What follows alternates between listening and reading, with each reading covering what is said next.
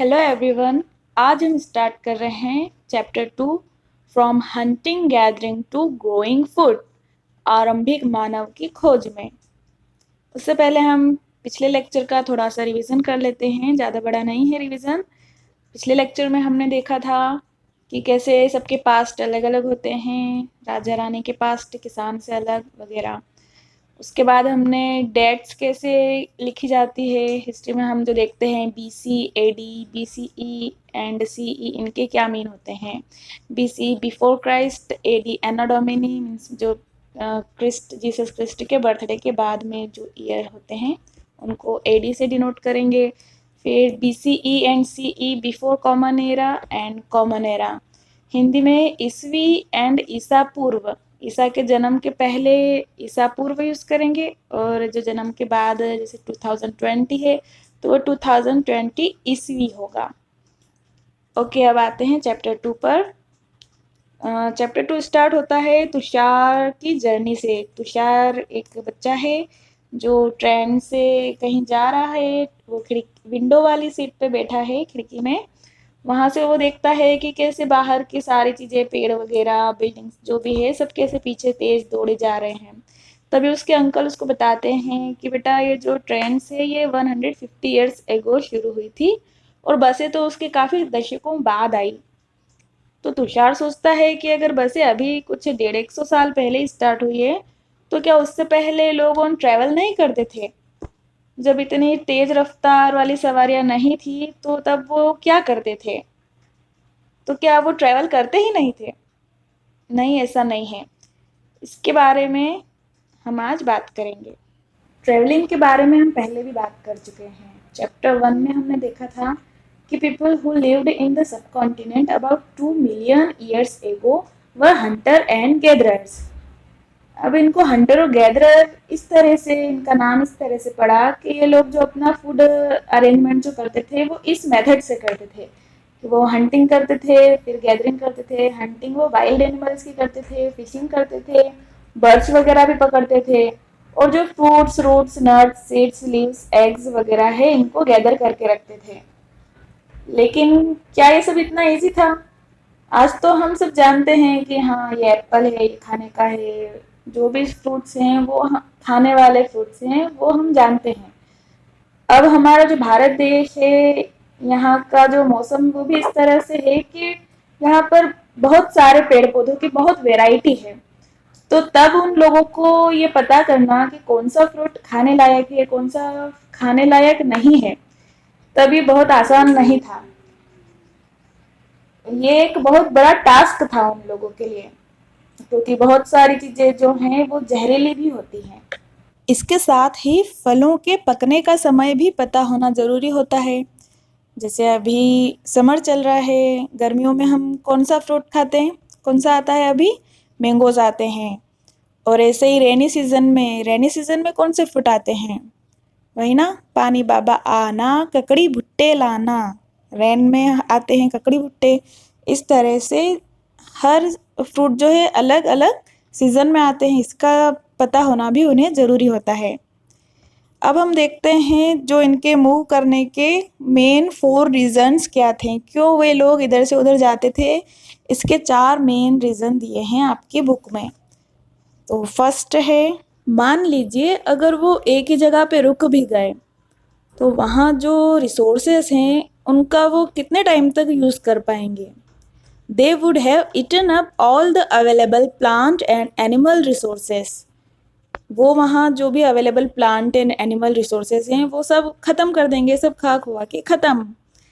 Therefore they would have had to go elsewhere in search of food। इसलिए उन्हें जाना ही पड़ता था दूसरी जगह फूड की तलाश में। ये हो गया फर्स्ट रीज़न। अब सेकंड रीज़न ये होता था कि जो जिन एनिमल का वो हंटिंग करते थे, जिन एनिमल्स का शिकार करते थे, वो भी अपने फूड के लिए एक जगह से दूसरी जगह जाया करते थे। और अगर जो हिरन और गाय वगैरह है, ये भी घास चारा इनका ढूंढने के लिए एक जगह से दूसरी जगह जाती थी। तो इनका अगर हमको शिकार करना है तो इनके पीछे पीछे हमें भी जाना पड़ेगा।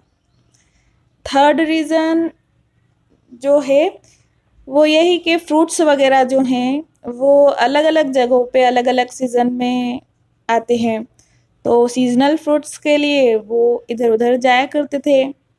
फोर्थ रीज़न जो सबसे इम्पोर्टेंट है, बेसिक नीड हमारी वाटर।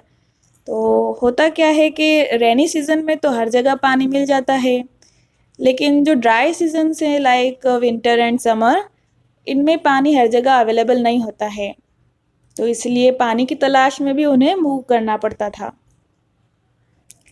इसके अलावा भी लोग अपने रिलेटिव से मिलने, अपने फ्रेंड्स वगैरह से मिलने एक जगह से दूसरी जगह जाते थे।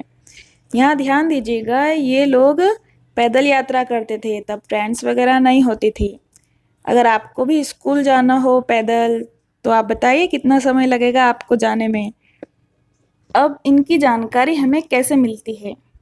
तो वही हमारे आर्कियोलॉजिस्ट, इन लोगों को ऐसी चीज़ें मिली जिनका यूज़ ये हंटर और गैदरर्स पीपल जो थे वो इनका यूज़ करते थे और इनको खुद बनाते भी थे।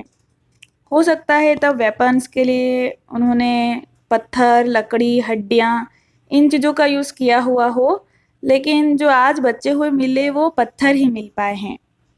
तो पत्थरों के जो औजार हैं, उनके टूल्स वो देख लीजिए। अब आप खुद ही सोचिए, पत्थर क्यों पहली बात दिमाग में पत्थर ही आएगी?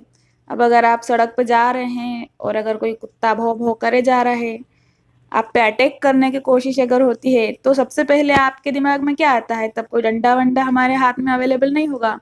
तो हम क्या करते हैं, सबसे पहले एक पत्थर ही उठा के उसको मारने की कोशिश करते हैं। तो जो सबसे पहला जो हमारा टूल हो जाता है, वो एक पत्थर बहुत इम्पोर्टेंट हो जाता है हमारे लिए। तो ऐसे ही ये पत्थर उन्होंने यूज़ करे थे। जो सबसे पहले जो यूज़ हुए, ये देखिए बड़े आकार के, बड़े साइज़ के पत्थर हैं। फिर इसके बाद में आते हैं ये छोटे-छोटे साइज़ के, इनको थोड़ा-सा शार्प किया हुआ है ताकि अच्छे ज़ोर से लगे सामने वाले को। उसके बाद ये और थोड़े स्लिम हो गए हैं, ये और शार्प हैं। उसके बाद जो छोटे-छोटे ये जो पत्थर हैं, इनका तो और अलग तरीके से भी यूज़ हुआ। जैसा कि इसमें दिखाया है कि ये खड्डा खोद रहे हैं एक शार्प्ड पत्थर से, और दूसरे में ये एनिमल की स्किन से कपड़े बना रहे हैं। आपने देखा होगा, जो हम लोगों को तो ठंड में बड़ी ठंड लगती है, लेकिन ये जो जानवर है ये तब भी बड़े आराम से घूमते रहते हैं, क्योंकि इनकी स्किन जो है वो अच्छी खासी गर्म होती है। तो ये भी तब के लोगों ने बहुत बड़ा आविष्कार किया था मेरे हिसाब से तो, कि उन्होंने जानवरों की स्किन निकाल के और खुद के कपड़े बना लिए, और स्टिचिंग के लिए सुई की जगह ये पत्थर का ही यूज़ किया।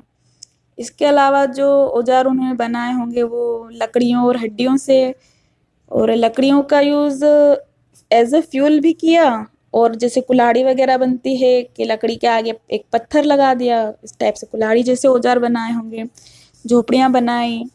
इस तरह से इन्होंने इन चीज़ों का यूज़ किया। अब हम वो जगह देखते हैं जहाँ पर हंटर और गैदरर्स के रहने के प्रूफ मिले हैं। जैसे हमने पहले ही देखा था कि वो रहने के लिए कौन सी जगह पहले प्रायोरिटी देते थे, जहाँ पे कोई रिवर या लेक्स वगैरह हो। उनमें भी पर्टिकुलर किस जगह पे वो रहे, उनके नेम क्या हैं, वो इसमें आपके मैप में है। जो ये रेड ट्रायंगल दिख रहा है, 3 जगह दिख रहा है मुझे तो, ये 3 मेन जगह दी हुई हैं जहाँ पे ये लोग रहा करते थे। फर्स्ट है भीमबेटका केव्स। भीमबेटका एमपी में है, ये इनके बारे में बाद में बात करती हूँ। सेकंड है Hunsagi. Third Kurnool caves. Bhimbetka, Hunsagi and Kurnool caves, ये 3 इम्पोर्टेंट जगह हैं मिली हैं जहाँ पे ये लोग रहा करते थे।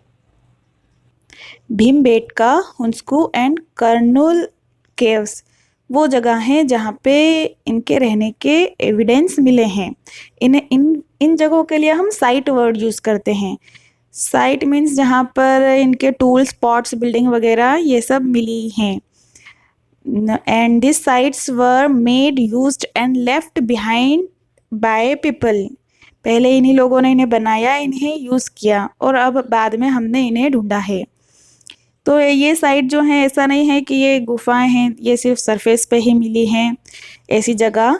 ये बहुत सारी अर्थ के अंदर भी मिली हैं, जली हुई मिली हैं, इवन अंडर वाटर भी ये मिली हैं। इनके बारे में हम अगले चैप्टर में पढ़ेंगे, मीन्स बाद के चैप्टर्स में पढ़ेंगे। ये भीमबेटका केव्स हैं। ये मध्य प्रदेश में है और नर्मदा नदी के किनारे ही है। ऑब्वियसली लोग यहाँ पे रहना पसंद करते थे क्योंकि ये सभी हर चीज़ से प्रोटेक्ट करती है उन्हें, वाइल्ड एनिमल से प्रोटेक्ट करती है, विंड, गर्मी, बारिश हर सीज़न में अच्छी है। काफ़ी हाइट पे भी है ये। और इसमें अंदर हम खुद गए थे यहाँ पर, तो इसमें इस तरह से पेंटिंग्स थी। तो ये पेंटिंग आप देख सकते हैं, इसमें एक एनिमल भाग रहा है और ये पीछे कोई उसका शिकार करने के लिए दौड़ रहा है। इसमें अंदर जाने पे और भी बहुत सारी पेंटिंग्स हैं जो थोड़े से मैरून कलर से इस तरीके की आकृतियां बनाई हुई है, तो वो अभी भी ऐसी की ऐसी दिखाई देती है। इसके आगे का हम नेक्स्ट लेक्चर में कंटिन्यू करेंगे। Till then Tata.